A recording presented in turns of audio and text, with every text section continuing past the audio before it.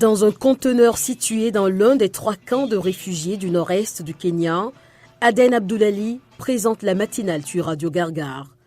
Âgé de 25 ans, Abdoulali affirme que sa carrière de journaliste est un rêve devenu réalité.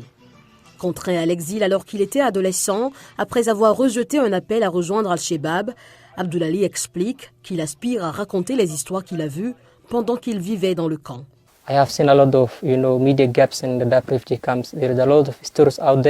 J'ai constaté de nombreuses lacunes dans les médias des camps de réfugiés de Dadaab.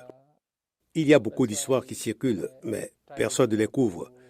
C'est pourquoi j'ai essayé de combler ces lacunes et de devenir la voix des sans-voix. Abdoulali fait partie des plus de 600 jeunes réfugiés qui ont bénéficié d'un programme de formation technique et professionnelle proposé par le Conseil norvégien pour les réfugiés dans les camps.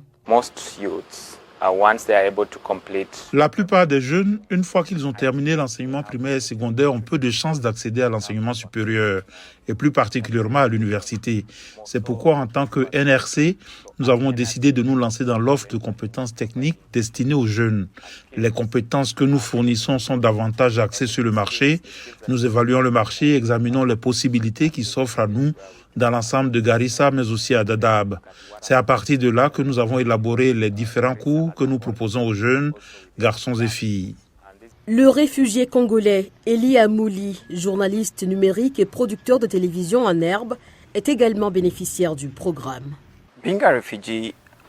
Le fait d'être réfugié ne limite pas les capacités d'une personne. Je pense que les capacités d'une personne qui est, disons, un Kenyan de nationalité, et vous, en tant que réfugié, la seule différence que vous avez concerne le statut.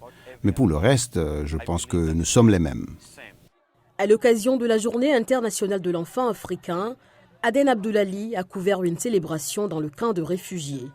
Ce jeune homme de 25 ans, que ses auditeurs appellent communément Murtile, ce qui signifie une personne formidable en Somalie, explique que sa joie vient du fait qu'il met en lumière des histoires concernant sa communauté dans les camps. Leila Khalif, réfugiée somalienne et auditrice de Gargar Radio, explique que la station est devenue un lien entre la communauté des réfugiés et les agences humanitaires opérant dans le camp. J'écoute la station pour obtenir toutes les nouvelles et les informations sur ce qui se passe dans les camps, en particulier sur les activités des organisations humanitaires qui opèrent ici. C'est le lien entre nous et les organisations.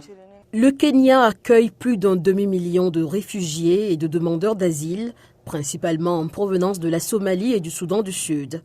En 2021, le pays a adopté une loi visant à promouvoir l'intégration sociale des réfugiés en leur permettant d'accéder à des opportunités d'emploi. Les réfugiés formés comme Abdoulali espèrent que les compétences qu'ils ont acquises leur ouvriront davantage de portes.